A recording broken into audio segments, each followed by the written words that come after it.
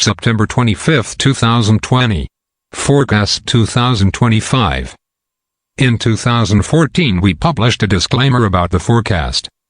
In 6 years the scenario has changed dramatically. This new disclaimer is meant to single out the situation from 2020 onwards. Talking about the United States and the European Union as separated entities no longer makes sense. Both are the Western bloc, keep printing money and will share the same fate. After COVID we can draw two major conclusions. The Western world success model has been built over societies with no resilience that can barely withstand any hardship, even a low-intensity one. It was assumed, but we got the full confirmation beyond any doubt. The COVID crisis will be used to extend the life of this dying economic system through the so-called Great Reset. The Great Reset, like the climate change, Extinction Rebellion, planetary crisis, green revolution, shale oil, hoaxes promoted by the system, is another attempt to slow down dramatically the consumption of natural resources and therefore extend the lifetime of the current system. It can be effective for a while, but finally won't address the bottom line problem and will only delay the inevitable. The core ruling elites hope to stay in power, which is in effect the only thing that really worries them. The collapse of the Western financial system and ultimately the Western civilization has been the major driver in the forecast, along with a confluence of crises with a devastating outcome. As COVID has proven, Western societies embracing multiculturalism and extreme liberalism are unable to deal with any real hardship. The Spanish flu 1 century ago represented the death of 40-50 million people. Today the world's population is 4 times greater, with air travel in full swing, which is by definition a superspreader. The death casualties in today's world would represent 160 to 200 million in relative terms, but more likely 300-400 million, taking into consideration the air travel factor that did not exist 1 century ago. So far, COVID death toll is roughly 1 million people.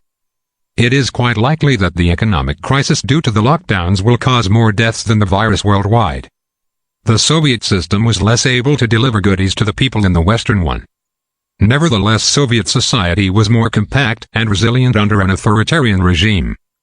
That in mind, the collapse of the Soviet system wiped out 10% of the population. The stark reality of diverse and multicultural Western societies is that a collapse will have a toll of 50 to 80% depending on several factors, but in general terms the most diverse, multicultural, indebted and wealthy, highest standard of living will suffer the highest toll. The only glue that keeps united such aberrant collage from falling apart is overconsumption with heavy doses of bottomless degeneracy disguised as virtue. Nevertheless, the widespread censorship, hate laws and contradictory signals mean that even that glue is not working anymore. Not everybody is to die. Migration can also play a positive role in this. The formerly known as second and third world nations are an unknown at this point.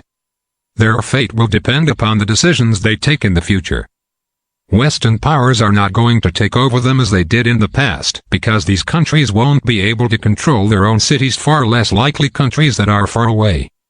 If they remain tied to the former world order, they will go down along Western powers, but won't experience the brutal decline of the late, because they are poorer and not diverse enough, but rather quite homogeneous, used to deal with some sort of hardship, but not precisely the one that is coming. If they switch to China, they can get a chance to stabilize, but will depend upon the management of their resources. We expected the situation to unfold and actually is unfolding right now, with the November election triggering a major bomb if Trump is re-elected. If Biden is elected, there will be very bad consequences as well. There is a lot of bad blood in the Western societies, and the protests, demonstrations, rioting and looting are only the first symptoms of what is coming. However, a new trend is taking place overshadowing this one. The situation between the 3 great powers has changed dramatically. The only relevant achievement of the Western powers during the past decade has been the formation of a strategic alliance, both military and economic, between Russia and China. Right now the potential partnership between Russia and the European Union (EU) is dead, with Russia turning definitively towards China. That was from the beginning the most likely outcome. Airbus never tried to establish a real partnership, but rather a strategy to fade away the Russian aerospace industry. Actually, Russia and China have formed a new alliance to build a long-haul airliner. Western Europe, not to mention the United States, was never interested in the development of Russia or forming anything other than a master-slave relationship with Russia, providing raw materials and towing the line of the West. It was clear then and today is a fact. Russia has been preparing for a major war since 2008, and China has been increasing her military capabilities for the last 20 years. Today China is not a second-tier power compared with the United States. Both in military and economic terms China is at the same level, and in some specific areas are far ahead. In the domain of high-tech, 5 grams has been a success in the commercial realm, but the Type 055 destroyer is also another breakthrough, with the US gaining a similar capability, DDG-51 Flight E, by mid of this decade, more likely by 2030. Nanchang, the lead ship of the Type 055 class, was commissioned amid the pandemic and lockdown in China. 6 years ago the likelihood of a major war was tiny. Since then it has grown steadily and dramatically, and today is by far the most likely major event in the 2020s. The ultimate conflict can come from 2 ways. A conventional conflict involving at least 2 major powers that escalates into an open nuclear war. A second scenario is possible in the 2025 to 2030 timeframe. A Russian sneak first strike against the United States and its allies with the new S-500, strategic missile defenses, Yasnam submarines, Zircon and Kalibr missiles, and some new space asset playing the key role.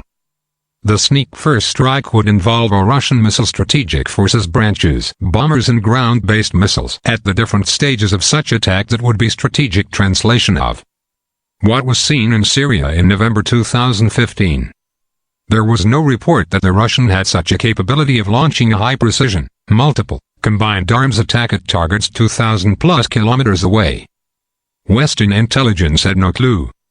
The irony is that since the end of the Cold War the United States has been maneuvering through NATO to achieve a position to execute a first strike over Russia, and now it seems that the first strike may occur, but the country finished would be the United States. Another particularity of the Western system is that its individuals have been brainwashed to the point that the majority accept their moral high ground and technological edge as a given. This has given the rise of the supremacy of the emotional arguments over the rational ones, which are ignored or deprecated. That mindset can play a key role in the upcoming catastrophic events. At least in the Soviet system, the silent majority of the people were aware of the fallacies they were fed up. We can see the United States claims about G5 being stolen from them by China, or hypersonic technology being stolen by Russia, as the evidence that the Western elites are also infected by that hubris. Over the next decade it will become obvious that the West is falling behind the Russia-China bloc, and the melees might grow into desperation. Going to war might seem a quick and easy solution to restore the lost hegemony, to finally find them into a France 1940 moment. Back then France did not have nuclear weapons to turn a defeat into a victory. The West might try that swap, because the unpleasant prospect of not being Mars and Venus, but rather a bully and his dirty bitch running away in fear while the rest of the world is laughing at them. If there is not a dramatic change, of course the world is going to witness the first nuclear war. The Western Bloc collapse may come before, during or after the war. It does not matter. A nuclear war is a game with billions of casualties, and the collapse plays into hundreds of millions. Deagle.com